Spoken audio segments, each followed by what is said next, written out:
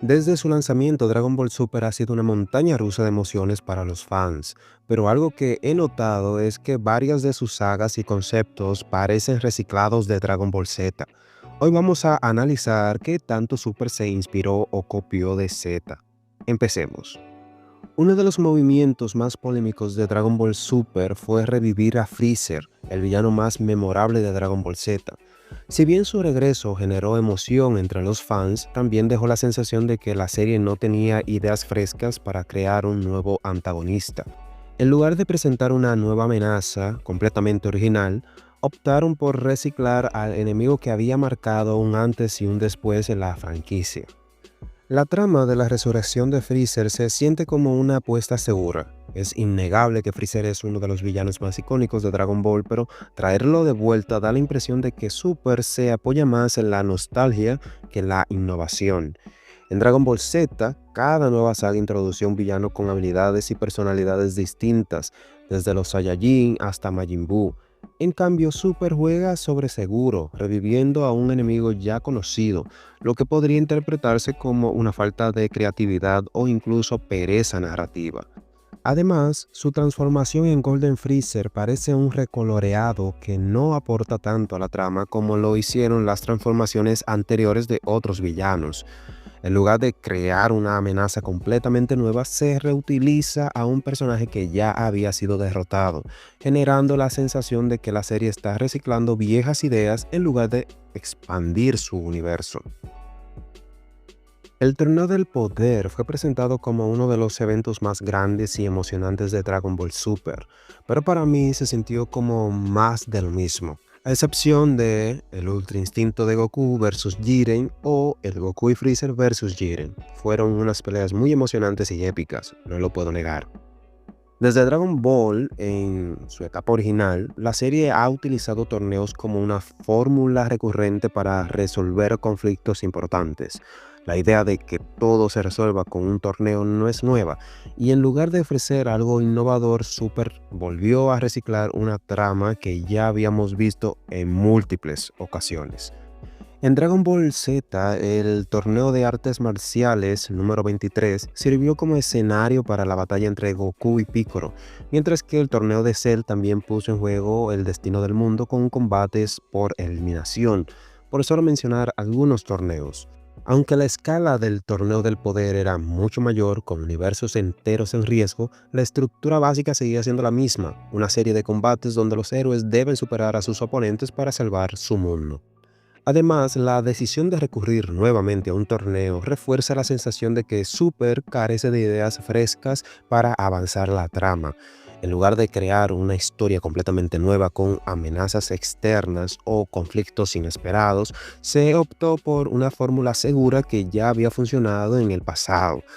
Aunque el Torneo del Poder introdujo nuevos personajes y conceptos como los dioses de la destrucción de otros universos y el Ultra Instinto, la esencia de la trama sigue siendo la misma que vimos en las sagas anteriores. El uso constante de torneos como recurso narrativo hace que la serie se sienta repetitiva y predecible, dejando la impresión de que Dragon Ball Super se apoya demasiado en la nostalgia en lugar de arriesgarse con propuestas originales. Las transformaciones son el pan de cada día en Dragon Ball. En Dragon Ball Z, Goku pasó de ser un simple Saiyajin a alcanzar el Super Saiyajin, el Super Saiyajin 2 y el 3. En Dragon Ball Super vemos prácticamente lo mismo, pero con otra envoltura. Super Saiyajin Dios Azul y el Ultra Instinto. Aunque las transformaciones en Dragon Ball Super son más divinas, la esencia es la misma. Goku y Vegeta alcanzando nuevos niveles de poder para enfrentar amenazas cada vez más fuertes. Innovación, no mucho, pero sigue siendo emocionante verlos brillar con nuevos colores. Esto refuerza la idea de que la serie se aferra a lo familiar en lugar de explorar nuevas posibilidades que podrían enriquecer su universo y ofrecer combates más complejos y estratégicos.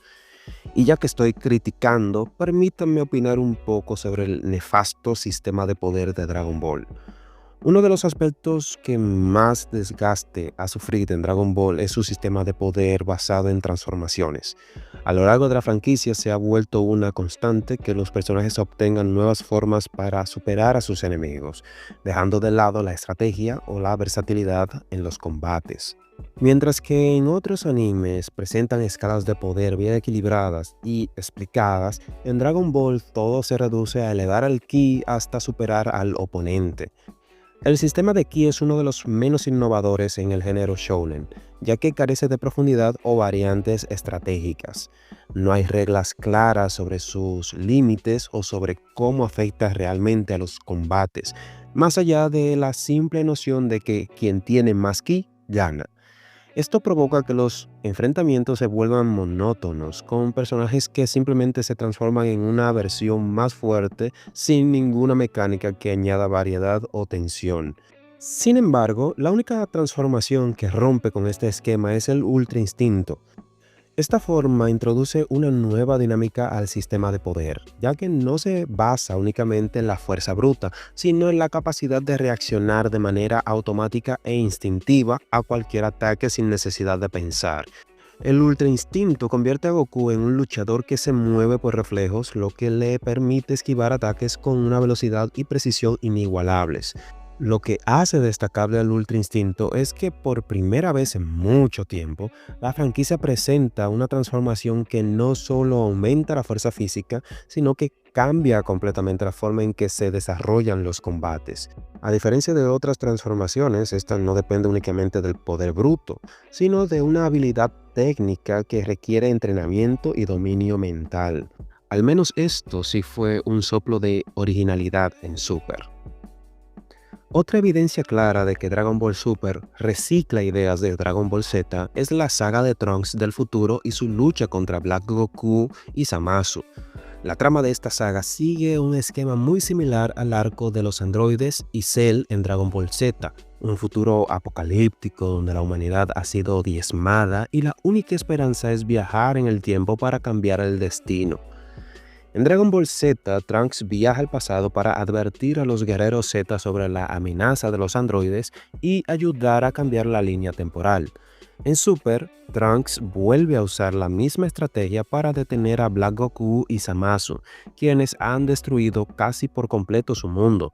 La diferencia radica en los villanos, pero la estructura narrativa es prácticamente idéntica. Este reciclaje argumental no solo resta originalidad a la saga, sino que también evidencia la falta de riesgos creativos en Super. En lugar de explorar otros conflictos o amenazas, la serie reutiliza la misma fórmula que ya había funcionado en el pasado, con un nuevo enemigo que se adapta a las circunstancias. Aunque Zamasu y Black Goku son villanos interesantes, la trama se siente predecible al repetir la misma premisa de un futuro oscuro y la necesidad de viajar en el tiempo para salvarlo. La saga de Trunks del futuro en Dragon Ball Super refuerza la idea de que la serie se apoya demasiado en la nostalgia, ofreciendo una versión reciclada de una de las historias más memorables de Dragon Ball Z, sin aportar suficiente innovación para justificar su existencia. Lo único innovador fue la introducción de Black Goku con un Goku malvado. ¿O acaso este concepto también fue un reciclaje? Otro ejemplo de cómo Dragon Ball Super recicla ideas de Dragon Ball Z es la comparación entre Black Goku y Turles. Turles es un villano que aparece en la película Dragon Ball Z, la gran batalla decisiva por la Tierra. Este personaje es prácticamente un clon de Goku en apariencia física, lo cual se explica porque ambos son Saiyajin de clase baja. Su motivación principal radica en conquistar planetas para su propio beneficio, utilizando la energía del árbol sagrado para volverse más poderoso. La semejanza entre Black Goku y Turles va más allá de la apariencia. Ambos villanos funcionan como versiones oscuras de Goku, aunque con diferencias en su trasfondo. Mientras que Turles es simplemente un Saiyajin despiadado, Black Goku es una versión retorcida de Goku creada por Zamasu para cumplir su deseo de exterminar a la humanidad. Sin embargo, la idea de enfrentar al protagonista con una versión malvada de sí mismo ya había sido explorada en la película de Turles, lo que refuerza la sensación de reciclaje por parte de Dragon Ball Super. Además, la trama de ambos villanos comparte la idea de que un enemigo con la misma apariencia de Goku puede representar una amenaza para la Tierra, lo cual parece una forma fácil de generar conflictos sin necesidad de crear un personaje original desde cero. La reutilización de este concepto añade otro punto a la lista de ideas recicladas que hacen que Dragon Ball Super se sienta menos innovador en comparación con su predecesora. ¿En serio estás viendo este video sin estar suscrito a mi canal y ni siquiera has dejado tu like? Eres una maldita decepción. Si ya lo hiciste, gracias, y continuemos con el video. Otra idea reciclada en Dragon Ball Super es la de un Vegeta malvado. En Dragon Ball Z, Vegeta cae bajo el control de Babidi durante la saga de Majin Buu, lo que lo convierte temporalmente en una versión más despiadada y agresiva de sí mismo, conocida como Majin Vegeta. Este concepto ofrecía una narrativa interesante al enfrentar a Vegeta con su propia naturaleza violenta y su orgullo Saiyajin. Sin embargo, Dragon Ball Super reutiliza esta idea cuando Vegeta, Goten y Trunks visitan el planeta Potofu. Allí se encuentran con un monstruo llamado Come-Son. Me da mucha gracia ese nombre. Una criatura morada con habilidades para copiar la apariencia y poderes de otros.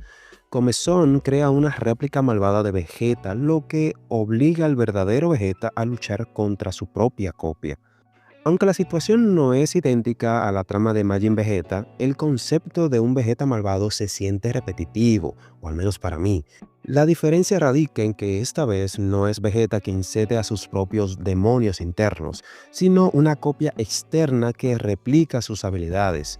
A pesar de la variación, la idea básica de enfrentar a Vegeta con una versión malvada de sí mismo se recicla, disminuyendo la originalidad de la trama. Desde Dragon Ball hasta Dragon Ball Super, las esferas del dragón siempre han sido un recurso narrativo para resolver conflictos.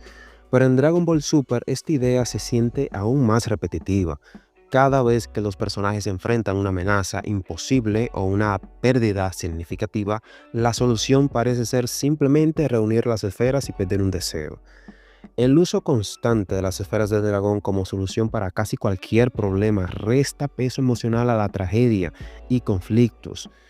En lugar de explorar soluciones más creativas o sacrificios significativos, la trama cae en el recurso fácil de las esferas mágicas, lo que disminuye el impacto de los eventos y refuerza la sensación de que la serie recicla sus propias ideas sin innovar.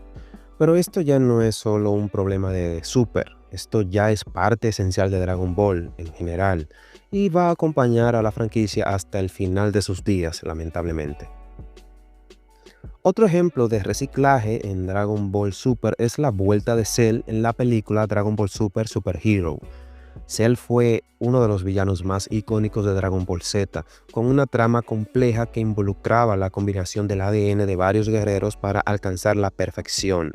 Su derrota marcó el cierre de una de las sagas más memorables de la serie. Sin embargo, en Super Hero, la franquicia decide traer de vuelta a Cell en forma de Cell Max, una versión gigantesca y sin mente del villano original. Aunque la película intenta presentar a Cell Max como una amenaza diferente, la idea de revivir a un villano clásico en lugar de crear uno nuevo refuerza la sensación de falta de innovación, como con Freezer. La ausencia de la personalidad calculadora y carismática de Cell original hace que este regreso se sienta como una versión descafeinada del villano, creada únicamente para apelar a la nostalgia de los fans.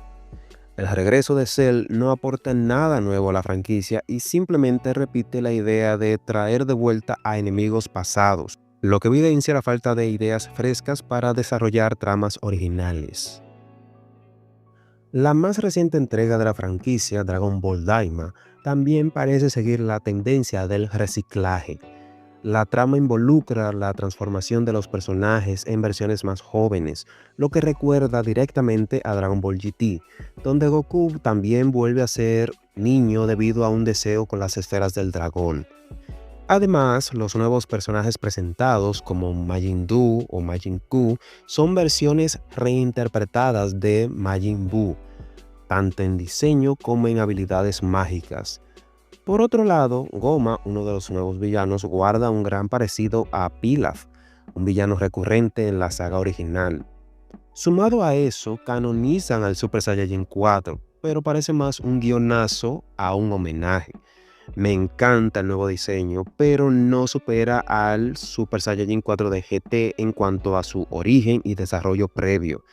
Aquí en Daima, esta nueva transformación surge de la nada, siendo solo fanservice. Me encanta el fanservice, pero que al menos le den un mínimo de sentido o coherencia.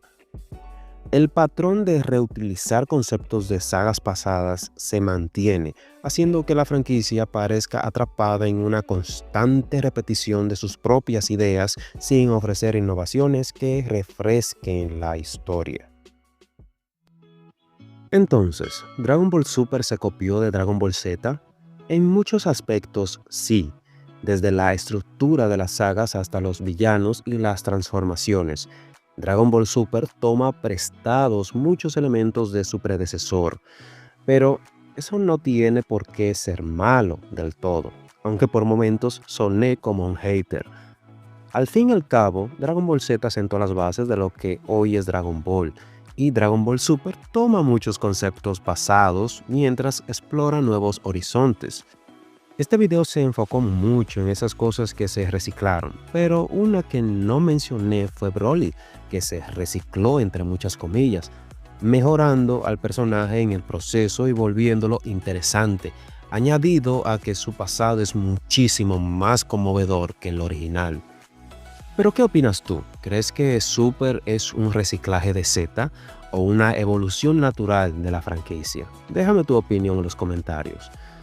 Pareciera que el futuro de la franquicia será solo reciclar ideas pasadas, como el Super Saiyajin 4 visto en Daima. Aquí te estaré dejando un video donde hablo de las consecuencias de canonizar al Super Saiyajin 4. Te espero en ese video.